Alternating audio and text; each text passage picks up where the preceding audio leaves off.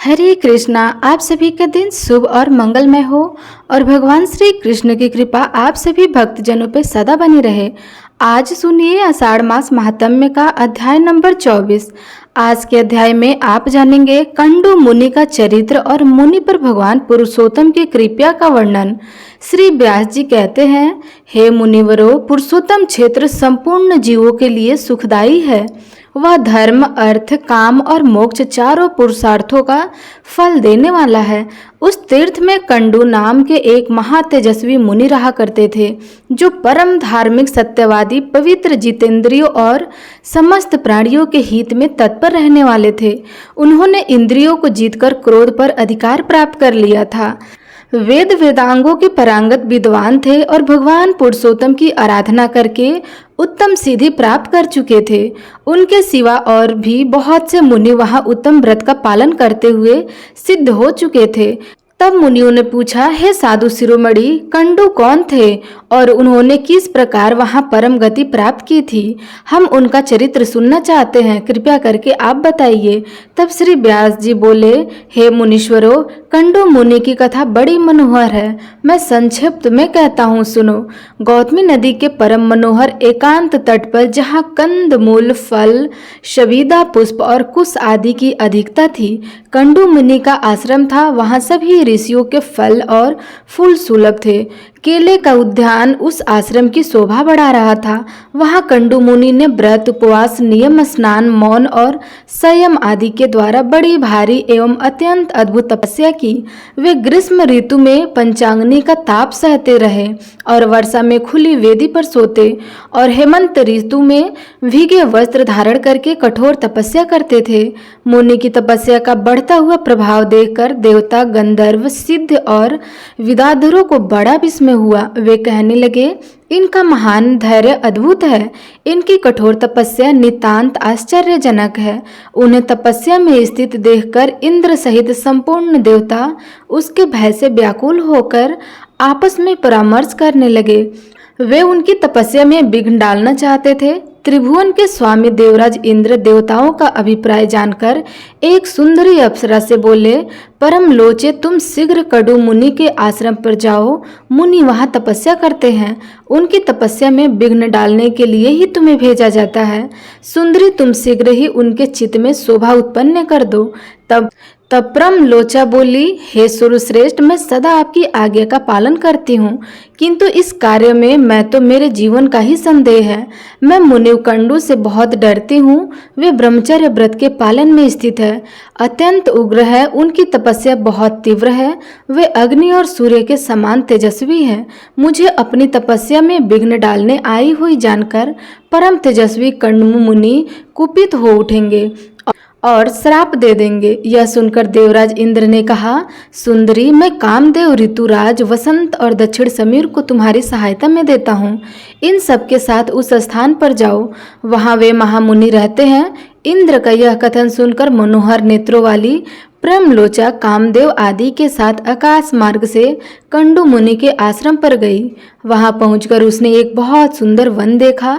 तीव्र तपस्या में लगे हुए पाप रहित मुनिवर कंडू भी आश्रम पर ही दिखाई दिए। प्रेमलोचा और कामदेव आदि ने देखा कि वह वन नंदन वन के समान रमणीय था। सभी ऋतुओं में विकसित होने वाले सुंदर पुष्प उसकी शोभा बढ़ा रहे थे। नाना प्रकार के पंछी वृक्षों पर बैठकर अपने श्रवण सुखद कलरों से उस वन को मुखित कर रहे थे। अप्सरा ने क्रमशः संपूर्ण वन का निरीक्षण किया। उस परम अद्भुत मनोहर कानन की शोभा देखकर उसने नेत्र आश्चर्यचकित हो उठे। उसने वायु, कामदेव और वसंत से कहा, अब आप लोग अलग अलग मेरी सहायता करें। उन्होंने बहुत अच्छा कहकर स्वीकृति दे दी। तब प्रेमलोचा बोली, अब मैं मुनि के पास जाऊंगी, जो इंद्रिय रूपी अश्वों से जुटे हुए देह रूपी रथ के सारथी बने हुए हैं। उन्हें आज काम बाढ़ से आहत करके ऐसी दशा को पहुंचा दूंगी कि मन रूपी बागडोर उनके काबू से बाहर हो जाएंगी। इस प्रकार उन्हें मैं अयोग्य सारथी सिद्ध करके दिखाऊंगी। ऐसा कहकर के वह उस स्थान की ओर चल दी जहाँ मुनि निवास करते थे। मुनि की तपस्या के प्रभाव से वहाँ के हिंसक जीव भी शांत हो गए थे। नदी के तट पर जहाँ कोयला की मिट्टी तान सुनाई देती थी, वह ठहर गई थी। थोड़ी देर तक तो वह खड़ी रही, फिर उसने संगीत छेड़ दिया। इसी समय वसंत ने भी अपना पराक्रम दिखाया। समय नहीं होने पर भी समस्त कान में मधुर ऋतु की मधुर शोभा छा गई। कोकिला की वर्षा होने लगी। मलय वायु मनोहर सुगंध लिए मंद मंद गति से बहने लगी और छोटे बड़े सभी वृक्षों के पवित्र पुष्प धीरे धीरे धरती पर गिरने लगे। काम ने अपने फूलों का वाड़ संभाला और मुनि के पास जाकर उनके मन को विचलित कर दिया। संगीत की मधुर ध्वनि सुनकर मुनि के मन में बड़ा आश्चर्य हुआ। वे काम बाढ़ से अत्यंत पीड़ित होकर जहाँ सुंदरी अप्सरा गीत गा रही थी वहां गए। मुनि ने अप्सरा को देखा और अप्सरा ने भी मुनि पर दृष्टिपात किया। उनके नेत्र आश्चर्य से खिल गए। वे पूछने लगे, हे सुंदरी, तुम कौन हो? किसकी हो? तुम्हारी मुस्कान बड़ी मनोहर है। तुम मेरे मन को मोह लेती हो। सुमध्य, मैं अपना सच्चा परिचय दो। यह सुनकर प्रेमलोचा कहने लगी, मुनि, मैं आपकी सेविका हूँ और फूल लेने के लिए यहाँ आई थी। शीघ्र आज्ञा दीजिए, मैं आपकी क्या सेवा करूँ? अप्सरा की यह बात सुनकर मुनि का हृदय टूट गया। उन्होंने मोहित होकर उसका हाथ पकड़ लिया और उसे साथ लेकर अपने आश्रम में प्रवेश किया। यह देखकर कामदेव, वायु और वसंत कृतकृत हो गए। जैसे आए थे उसी प्रकार स्वर्ग को लौट गए। वहां पहुंचकर उन्होंने इंद्र से प्रेमलोचा और मुनि की सारी चेष्टा कह के सुनाई। ये सुनकर इंद्र और संपूर्ण देवता का मन प्रसन्न हो गया। कंडू ने अप्सरा के साथ आश्रम में प्रवेश करते ही अपना रूप कामदेव के समान मनोहर एवं तरुण बना लिया। दिव्य वस्त्र और आभूषण धारण कर लिए। देखने में उनकी अवस्था 16 वर्ष की जान पड़ती थी। मुनि की वह शक्ति देखकर प्रेमलोचा को बड़ा आश्चर्य हुआ। अहो, इनकी तपोशक्ति अद्भुत है, ऐसा कहकर के वह बहुत प्रसन्न हुई। कंडू मुनि स्नान, संध्या, जप, होम, स्वाध्याय, देव पूजन, व्रत, उपवास, नियम और ध्यान सब छोड़कर रात दिन उसी के साथ विहार करने लगे। उसी में वे आनंद मानते थे। उनका हृदय कामदेव के वशीभूत हो गया था, अतः वे अपनी तपस्या की हानि नहीं समझ पाते थे। इसी प्रकार कंडू मुनि उसके साथ सांसारिक विषय भोग में आसक्त होकर 100 से कुछ अधिक वर्षों तक मंद्रांचल की गुफा में रहे। एक दिन प्रेमलोचा ने महाभागा कंडू मुनि से कहा, ब्राह्मण, अब मैं स्वर्ग जाना चाहती हूँ। आप प्रसन्न होकर मुझे जाने की आज्ञा दे। मुनि का मन तो उसी में आसक्त था। उसके इस प्रकार पूछने पर वे बोले, कल्याणी, कुछ दिन और ठहरो। तब उसने पुनः 100 वर्षों से कुछ अधिक काल उन कंडू मुनि के साथ विषय भोगा। इसके बाद उसने पुनः जाने की आज्ञा मानी, किंतु मुनि ने स्वीकार नहीं किया। अतः उसे लगभग 200 वर्षों तक और ठहरना पड़ा। वह जब जब उनसे देवलोक में जाने की आज्ञा मांगती थी तब तब वे उसे यही उत्तर देते थे कि कुछ दिन और ठहरो। प्रेमलोचा एक तो मुनि के श्राप से डरी हुई थी, दूसरे उसमें दक्षिणा नायिका की स्वाभाविका उदारता थी और तीसरे वह प्रणय भंग की पीड़ा को जानती थी। इसलिए मुनि को छोड़ ना सकी। महर्षि काम भोग में आसक्त होकर दिन रात उसके साथ रमण करते, किंतु तृप्ति नहीं हुई। उसके प्रति नित्य नूतन प्रेम बढ़ता गया। एक दिन कंडू मुनि बड़ी उतावली के साथ आश्रम से बाहर जाने लगे। तब अप्सरा ने पूछा, कहाँ चले? तब मुनि ने उत्तर दिया, सुबह, दिन बीत चला है, संध्या उपासना कर लो, नहीं तो कर्म का लोप हो जाएगा। प्रेमलोचा को बड़ी प्रसन्नता हुई। उसने हंसकर पूछा, सब धर्मों के ज्ञाता महात्मा जी, क्या आज ही आपका दिन बीता है? आपकी यह बात सुनकर किसको आश्चर्य नहीं होगा? तब मुनि बोले, कल्याणी, अभी प्रातःकाल ही तो तुम इस नदी के सुंदर तट पर आई हो। इसी समय मैंने तुम्हें देखा था, परिचय पूछा और तुम मेरे साथ आश्रम में आई। अब वह दिन बीता है और यह संध्या का समय उपस्थित हुआ है, फिर यह परिहास किस लिए? सच्ची बात बताओ। यह सुनकर प्रेमलोचा कहने लगी, ब्राह्मण, यह ठीक है कि मैं प्रातः काल में ही आई थी, इसमें तनिक भी झूठ नहीं है, किंतु आज जब से सैकड़ों वर्ष बीत गए, यह सुनकर मुनि को बड़ा भय हुआ। उन्होंने विशाल नेत्रों वाली अप्सरा से पूछा, भीरू, बताओ तो सही, तुम्हारे साथ निरंतर रमण करते हुए अब तक मेरा कितना समय बीता है? तब रमलोचा बोली, मुनि, मेरे साथ आपने 97 वर्ष 6 महीने 3 दिन बिताए हैं। तब ऋषि कहने लगे, शुभो, क्या यह सत्य कहती हो अथवा परिहास की बात है? मुझे तो ऐसा जान पड़ता है कि तुम्हारे साथ एक ही दिन रहा हो। तब प्रेमलोचा बोली, ब्राह्मण, आपके पास में झूठ कैसे बोलूंगी, विशेषतः ऐसे अवसर पर जबकि आप धर्म मार्ग का अनुसरण करते हुए पूछ रहे हैं। अप्सरा की बात सुनकर मुनि को बड़ा कष्ट हुआ। वे स्वयं ही अपनी निंदा करते हुए बोले, हाय मुझ दुराचारी को धिक्कार है। हाय मेरी तपस्या नष्ट हो गई। ब्रह्मवेताओं का जो धन है वह चला गया और मेरा विवेक भी छीन गया। जान पड़ता है मनुष्यों को मोह में डालने के लिए ही किसी ने युवती नारी की सृष्टि की है। मुझे तो अपने मन को जीतकर सुधा, पिपासा, राग, द्वेष और जरा मृत्यु इन 6 उर्मियों से अतीत ब्रह्मा का ज्ञान प्राप्त करना चाहिए। इसके विपरीत जिसने मेरी ऐसी दुर्गति की है उस काम रूपी महान ग्रह को धिक्कार है। यह काम नरक ग्राम में ले जाने वाला मार्ग है। इसने आज मेरे संपूर्ण वेदों के स्वाध्याय, व्रत और समस्त समधनों पर पानी फेर दिया है। इस प्रकार स्वयं ही अपनी निंदा करके वे धर्म के ज्ञाता मुनि पास ही बैठे हुए उस अप्सरा से बोले, पापिनी तेरी जहाँ इच्छा हो चली जा। तुझे जो करना था उसे तूने पूरा कर लिया। मैं तुझे अपने क्रोध की प्रचंड आग से जो भस्म नहीं करता उसमें एक कारण है। सत्पुरुषों की मैत्री 7 पग एक साथ चलने से ही होती है। मैं तो तेरे साथ चिरकाल तक निवास कर चुका हूँ, अथवा तेरा क्या दोष है? तेरी क्या हानि करूँ? सारा दोष तो मेरा ही है, क्योंकि मैं ही ऐसा अजितेंद्रिय निकला। तो तू इसका प्रिय करने के लिए आई थी और मेरी तपस्या का सत्यानाश कर चुकी। अपने कटाक्ष के मनमोहक मंत्र से तूने मुझे घृणित बना दिया। अरे अब जा जा, चली जा। इस प्रकार मुनिवर कंडू ने जब क्रोधपूर्वक उसे फटकारा तब वह कांपती हुई आश्रम से बाहर निकली और आकाश मार्ग से जाने लगी।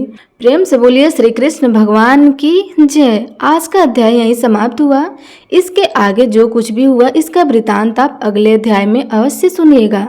अब प्रिय भक्तजनों, अब आपको सुनाते हैं भगवान जगन्नाथ जी के भक्त की बड़ी ही दुर्लभ कथा। ओसा देश पर सूर्यवंशी जगतपति वंश के एक अत्यंत प्रतापी और धर्मपरायण शासक महाराज पुरुषोत्तम देव का शासक था। वे केवल नाम के ही राजा नहीं थे, एक सच्चे राजसी भी थे, जिनके लिए शासन एक कर्तव्य था और भक्ति जीवन का आधार। उनका धैर्य और पराक्रम जितना प्रसिद्ध था उससे कहीं अधिक विख्यात उनकी भगवान जगन्नाथ के प्रति अगाध निश्चल और अनन्य भक्ति थी। यह भक्ति केवल मानसिक स्तर पर सीमित नहीं थी, यह अनेक प्रकार कार्यों में छलकती थी।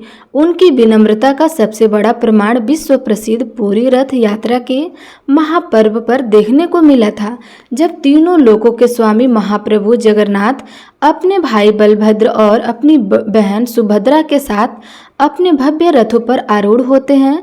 तब उस विराट शोभा यात्रा के आगे लाखों प्रजाजनों और सामंतों के सामने महाराज पुरुषोत्तम देव अपने राजसी अहंकार को त्याग कर एक विनम्र सेवक की तरह सोने के झाड़ू से प्रभु के रथ के सामने पथ को साफ करते थे।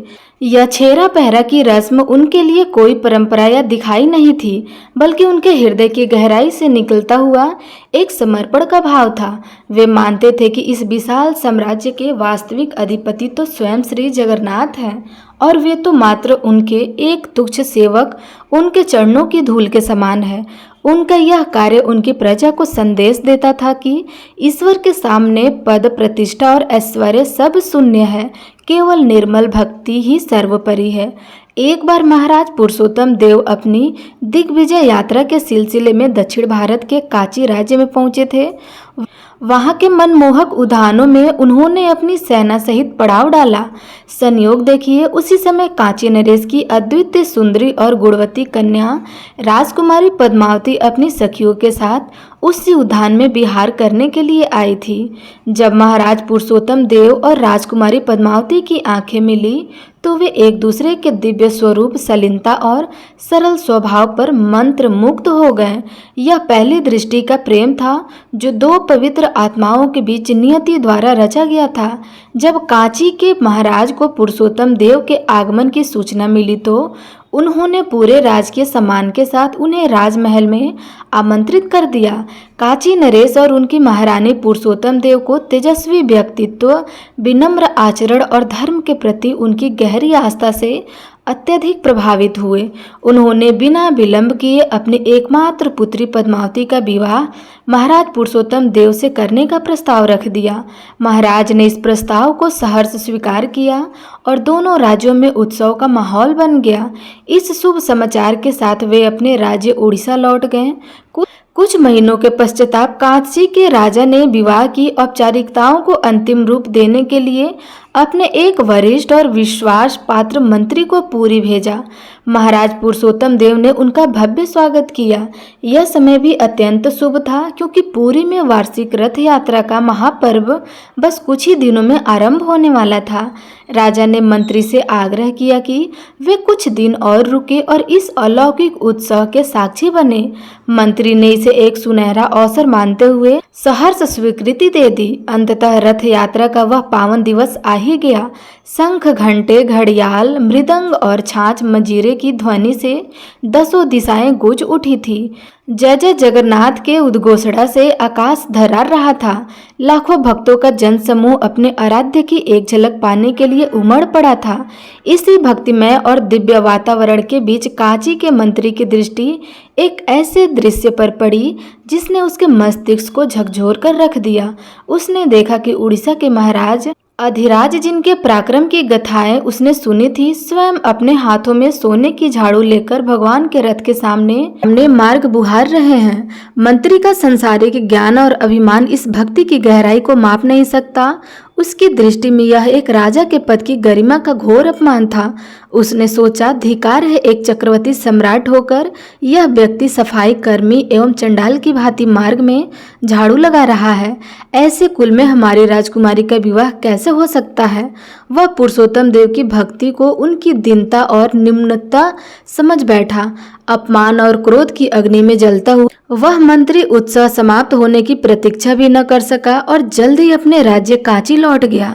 उसने अपने महाराज के सामने पूरी घटना को नमक मिर्च लगाकर प्रस्तुत किया।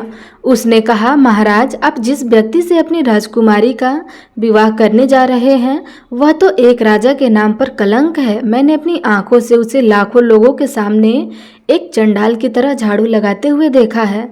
मंत्री की बातों ने आग में घी का काम किया। कांची नरेश भी अपने पद के अभिमान में अंधे हो चुके थे और उन्होंने पुरुषोत्तम देव के इस कृत्य के पीछे छिपे हुए भक्ति भाव को समझने की चेष्टा किए बिना इस विवाह को तोड़ने का कठोर निर्णय ले लिया।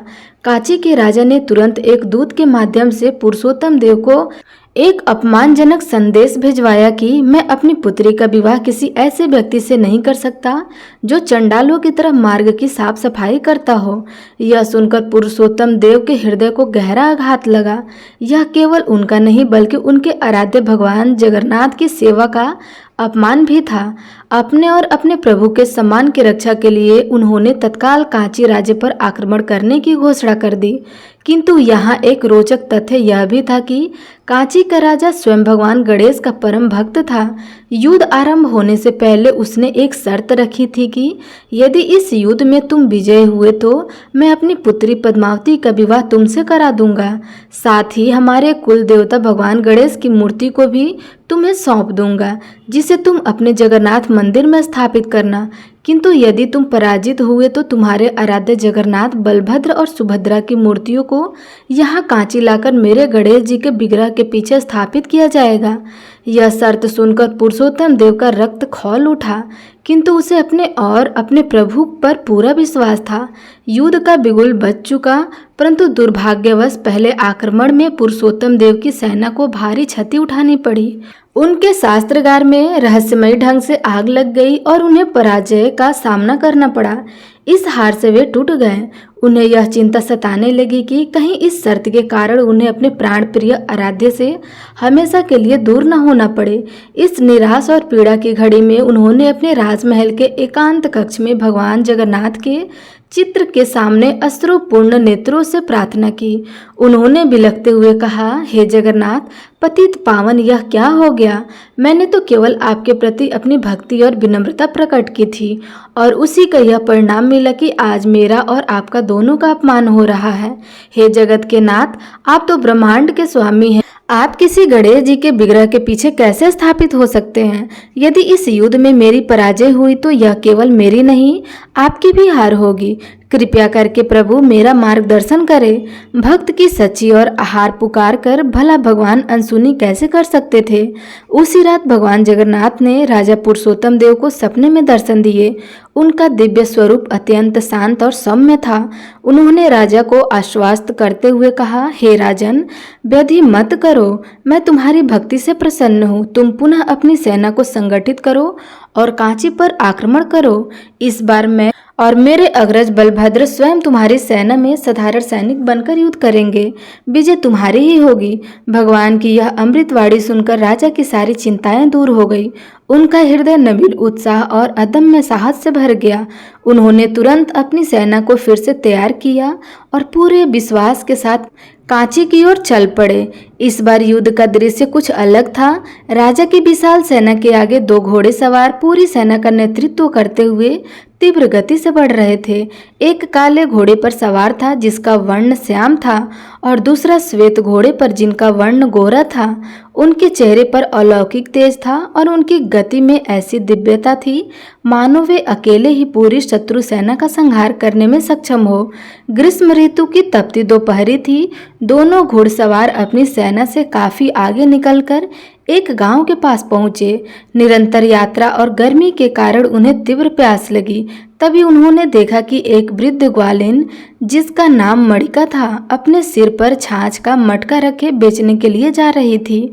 दोनों सैनिकों ने उसे रोका और अपनी प्यास बुझाने के लिए छाछ मांगी, तो मणिका ने उन्हें छाछ पिलाई और उन्होंने इतने आनंद से छाछ पी कि देखते ही देखते उनका पूरा मटका खाली हो गया। और तृप्त होने के बाद जब वे सैनिक जाने लगे तो भोली भाली मणिका ने उन्हें रोककर अपनी छाछ के पैसे मांगे। तब श्याम वर्ण के सैनिक ने मुस्कुराते हुए कहा, माता जी, हम तो राजा के सैनिक हैं, युद्ध पर जा रहे हैं। अभी हमारे पास तुम्हें देने के लिए कोई धन नहीं है। यह सुनकर वृद्धा रोने लगी और कहने लगी कि यदि उसे पैसे नहीं मिले तो वह अपने परिवार का भरण पोषण कैसे करेगी। इसकी यह दशा देखकर काले घोड़े पर सवार सैनिक को दया आ गई। उसने अपनी उंगली से एक दिव्य हीरे जटिल अंगूठी निकाली और उस वृद्ध को देते हुए कहा, माता जी, तुम यह अंगूठी रख लो, यह अमूल्य है। कुछ ही समय में हमारे राज्य पुरुषोत्तम देव अपनी सेना के साथ उसी मार्ग से गुजरेंगे। तुम उन्हें यह अंगूठी दिखाकर अपनी छाछ का मूल्य ले लेना। इतना कहकर के वे दोनों सैनिक घोड़े पर सवार हुए और विद्युत गति के आंखों से ओझल हो गए। वृद्ध मणिका राजा की प्रतीक्षा में वहीं बैठ गई। कुछ समय बाद महाराज पुरुषोत्तम देव अपनी सेना सहित वहां पहुंचे। मणिका ने उन्हें रोकर पूरी कहानी सुनाई। महाराज, आपको 2 सैनिक, एक काला और एक गोरा, मेरी सारी छाछ पी गए और बदले में यह अंगूठी देकर गए हैं। उन्होंने कहा है कि इसका मूल्य आपसे ले लूं। जैसे ही राजा पुरुषोत्तम देव ने मणिका के हाथ में वह अंगूठी देखी, उसके शरीर में रोमांच हो आया। नेत्रों से अविरल आनंद अश्रु की धारा बह निकली। वह स्तब्ध होकर वहीं खड़े रह गए। उनके मुख से एक भी शब्द नहीं निकल सका। वे भाव विभोर होकर उस अंगूठी को देखते रहे, जो साधारण अंगूठी ही नहीं थी, लेकिन उस अंगूठी में ऐसा क्या रहस्य था जिसने एक प्रतापी राजा को इस तरह निःशब्द और भावुक कर दिया। वे 2 रहस्यमयी सैनिक कौन थे? क्या राजा पुरुषोत्तम देव इस बार कांची पर विजय प्राप्त कर पाएंगे? और क्या राजकुमारी पद्मावती का विवाह उनसे हो पाएगा?